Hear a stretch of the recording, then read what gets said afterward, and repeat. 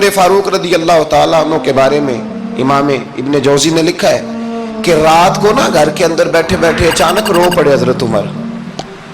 62 سال عمر ہے, خلافت کے آخری ایام چل رہے ہیں, تو رو پڑے ایسے ہی گھر میں بلا وجہ ہی.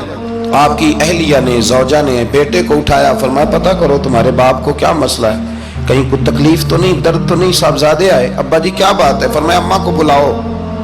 سب لوگ جمع ہو گئے تو جناب عمر فاروق رضی اللہ تعالیٰ عنہ فرمانے لگے کہ بیٹھو میرے ارد گرد. سب بیٹھ گئے تو فرمانے لگے آج جب میں مسجد سے نکلا تھا تو میرے نبی پاک کے سچے صحابہ, سچے رسول کے سچے صحابہ, حضور کے سچے غلام یہ کہہ رہے تھے کہ عمر بڑا ہی اچھا ہے, عدل والا ہے, انصاف والا ہے.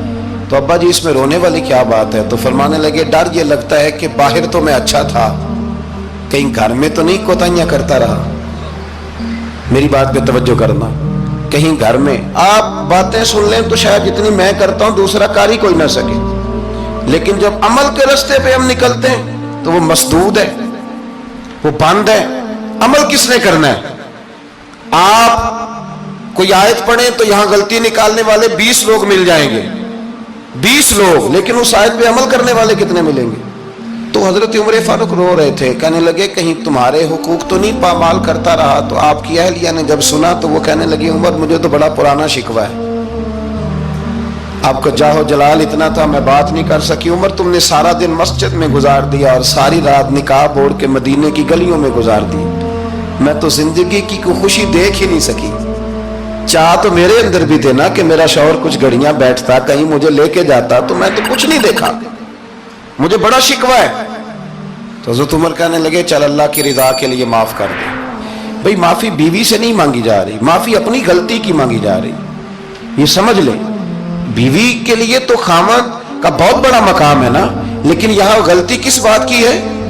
اپنی کمزوری پر غلطی کا اعتراف کر کے معذرت کا سوال کیا جا رہا ہے. تو حضرت عمر کہنے لگے معاف کر دے. پہلے کہنے لگے میں نہیں معاف کر دی, میری شرط پوری کریں. فرمایا وہ کیا؟ فرمانے لگے قیامت میں جب اللہ آپ کے لیے جنت کا حکم دے گا تو آپ میری سفارش کریں گے, اللہ کی بارگاہ میں سفارش کریں گے یا اللہ مجھے کپڑے دھو کے دیتی تھی, میری عزت کی حفاظت کرتی تھی, میرے بستر کو پاک رکھتی تھی, کہیں گے؟ تو حضرت عمر فرمانے لگے تیرے ساتھ وعدہ رہا, رب نے اگر عمر کو اپنے فضل, اپنے کرم اور اپنے محبوب کے صدقے جنت دی تو عمر تیرے بغیر جنت میں نہیں جائے گا. عمل کا راستہ, عمل کا راستہ. دیکھیں نا 2 دفعہ استاد بات کرتا ہے, 2 دفعہ, اور کچھ جگہ ایک تو ہے نا کہ ایم اے اور جناب ایم ایڈ اور ایم فل اور پی ایچ ڈی قسم کا استاد, ایک وہ جو matric P T C teacher ہے نا, وہ 2 دفعہ اسٹوڈنٹ کو کام کرے تو تیسری دفعہ وہ ناراض ہو جاتا ہے, کہتا ہے میں 2 دفعہ کا ہے.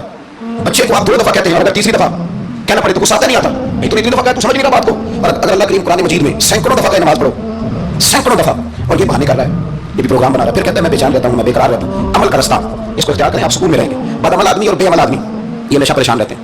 ہمیشہ عمل کریں, توبہ کریں تو پھر بدل جائیں, پھر تبدیلی آئے. اور یہ بھی مشکل کام نہیں, جو بدلنے والے تھے وہ بدل گئے, بڑا کچھ کرتے تھے پر پھر وہ لوگ بدل گئے. حضرت فضالہ رضی اللہ تعالیٰ عنہ کہتے ہیں کہ میں بڑا دل دادا تھا عورتوں کا, اور میرا ماحول یہ تھا کہ میں قتل بھی کر لیتا تھا, معاذ اللہ چوری بھی کر لیتا تھا, اور رات میری طبیعت تھی معاذ اللہ نہیں سے نہیں عورت کے پاس جانا.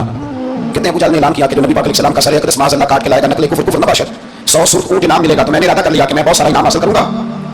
قرآن مجید میں نا اللہ فرماتا ہے کہ بہت سارے لوگ ایسے ہیں جنہیں اگر میں رزق میں کشادگی دے دوں